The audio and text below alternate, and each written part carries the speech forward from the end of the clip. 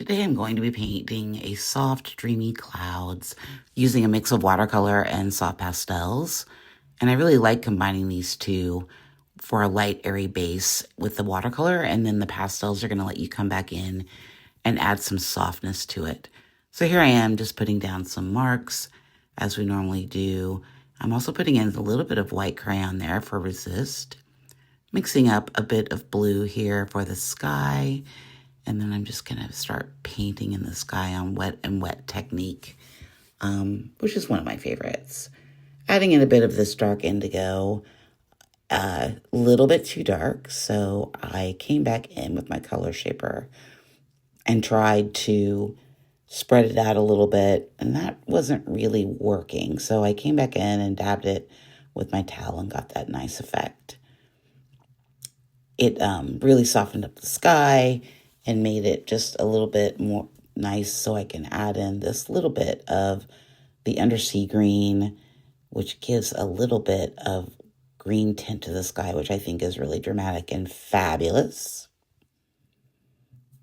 So then I'm going to come back down here and spread out some of this umber color into the land where I put in the resist marks, and then added a little bit of that color mixed with the undersea green to create a really cool color.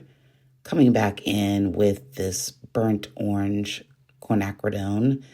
I just want a hint of this color, so I'm just putting down a little bit. And I'm probably going to cover it all up a little bit, but adding in a little bit of a brown tone here to give a bit more sense to that foreground and that space. And now I'm coming back in with some charcoal. I really want this to be a bold black mark through here. Something that I love doing in my work. I love that little hint of orange that is kind of peeking through there. And adding in this charcoal is a nice way to make a really bold, fabulous mark. And now we're onto the pastels. And these are the Rembrandt pastels that I just got. I really like them because they're a little harder than the Senneliers, but they're also very soft. So that's kind of a weird comparison, but they make sharper lines. So I'm just coming in and kind of starting to form the shapes of the clouds with the white and the I guess this is more of a peachy color that came in the burnt sienna set of Rembrandt pastels.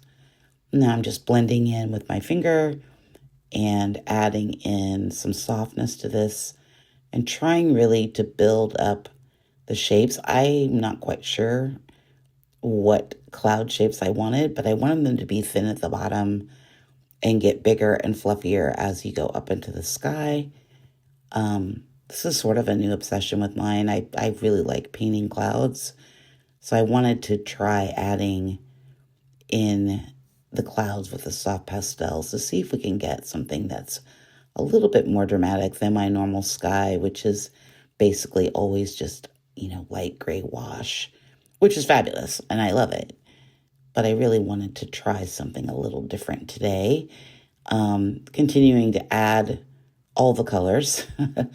Unfortunately, these Rembrandt colors don't have names, so I can leave a link to this set above and you can go look for yourself. But this is just sort of like the mid-range pink.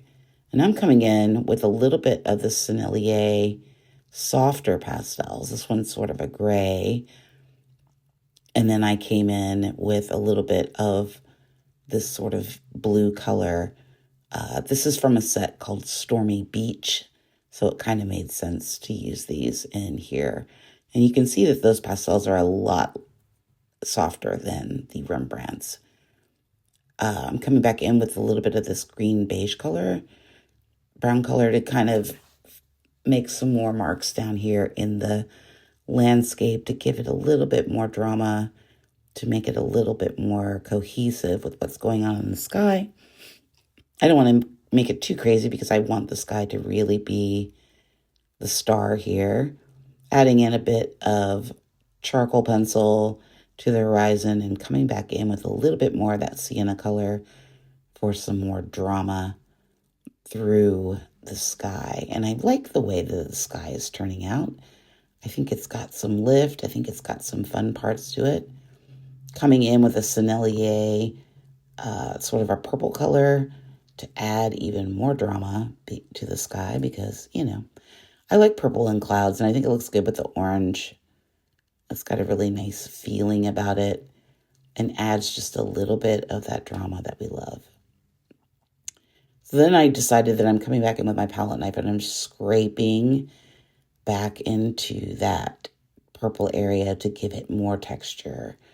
Because I think it looks really cool, but a little bit of texture is really fun. And I like the results of scraping back into the charcoal to sort of release some of that and reveal some of that orange color and tones below. So here with the final project. I really like how this turned out. I love the black. Love the black marks. And that little bit of burnt sienna. The scratching back in was probably my favorite part. And I love the clouds and how they turned out. Don't forget to like and subscribe. And I'll see you in the next one. Thanks so much. Bye.